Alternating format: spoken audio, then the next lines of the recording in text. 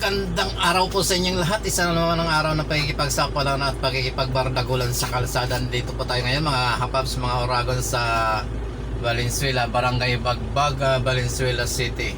Meron lang po tayong awarding sa Cash Assistance Livelihood Program ng ating pinapasukan. May kasama po tayong may dalawa tayong kasama social workers.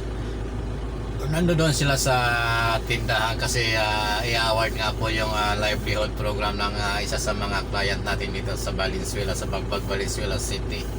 Ayan, magandang araw po sa inyong lahat at may galab shoutout po sa ating mga kaibigang OFW, sa ating mga kaibigan sa YouTube. Isang magandang araw po sa inyong lahat.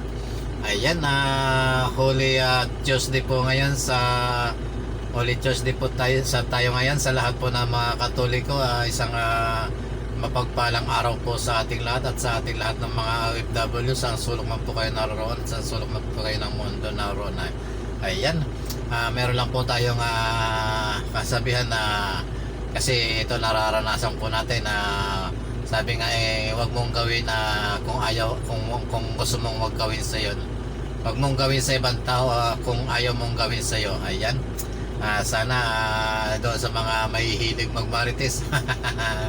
Ayan, may galap shoutout po sa inyong lahat. Usong-uso po yan kahit saan tayo magpunta, kahit sa mga opisina po ng pampublikong ahensya ng dito sa Pilipinas. Ayan, may galap shoutout po sa inyong lahat.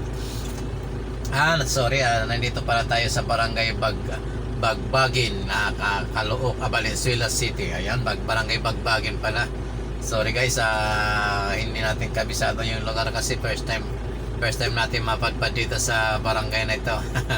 Ayan, sana po doon sa mga, kumusta naman po doon sa mga kaibigan natin dyan sa abroad, yung mga kaibigan nating OFW.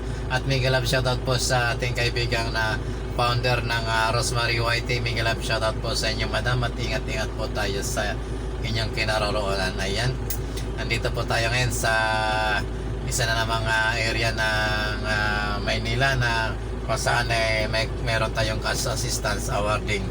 Ayan, sa livelihood program po ito. Mamaya po pupunta rin po tayo ng Baclaran kasi meron din po tayo doon na award na isa pang kliyente natin para sa livelihood assistant na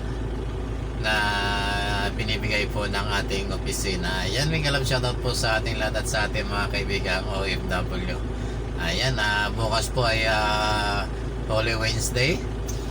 Medyo half day po ang trabaho natin bukas Wednesday. Kaya shoutout po sa ating lahat at magre-resume po ulit tayo ng ating pasok sa April 11 na po ang susunod nating pasok. Bagamat mahaba ang ating bakasyon, hindi naman po tayo makakauwi sa ating probinsya kasi alam nyo na medyo kapos din tayo sa ating financial. Hindi naman malaki yung ating sinasahod dito kasi hindi naman tayo direct hired sa isang agency na ito. Ayan. at sana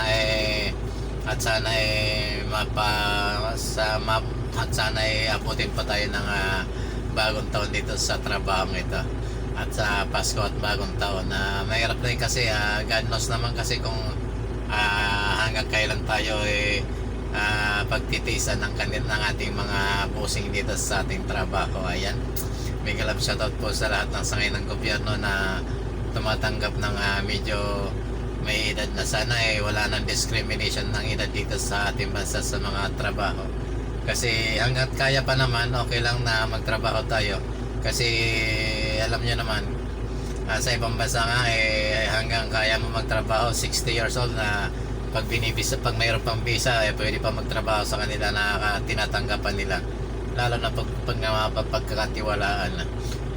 Ganyan talagang buhay dito sa ating bansa. Pag hindi nagkaroon ng discrimination sa pag-aaral at pinag-aralan, mayroon age discrimination at saka mayroon pang personality discrimination dito. Lahat ng discrimination mapupulot mo dito sa ating bansa.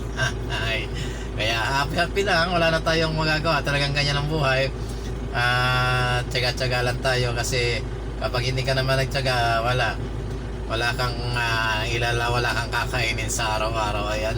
After nga pala nito siguro mga 11 na 30, wala, nakaalis na tayo dito sa Valenzuela at punta na tayo ng Parañaque or Baclaran. Sa may Baclaran po kasi meron din tayong awarding doon ng cash assistance. Ayan, yung bawat client po natin ay nagkakaroon sila ng 2 beses na awarding kasi hindi naman pwede ibigay ng isahan yung financial assistance po. Ayan, kaya ginagawa din ng ating opisina, hinahati po yan sa 2. Excuse me. Ayan, maraming salamat po at update lamang po tayo sa ating mga YouTube at maraming salamat po. Sana wag nating i-skip yung aking mga ads. At ingatan tayo sa lahat ng oras. Happy Holy Week po sa inyong lahat at mag-iingat po kayo sa inyong patutunguhan at sa inyong pagbakasyon sa inyong lugar. At doon naman po sa magpupunta sa mga beaches, ingatan po natin lalo na yung ating mga anak.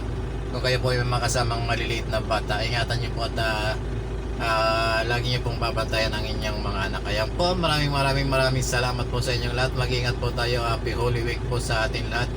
At maraming salamat po sa lahat ng mga sumusuporta sa ating channel. At bye bye po. Love you all. Ingat po kayo lahat at pagpalain po tayo ng Panginoon. Ayan, buhay driver po at ang inyong lingkod ay nagsasalap kasabing mag-iingat po tayo. Ayan, salamat po. Salamat. Bye bye. Love you all. Bye bye.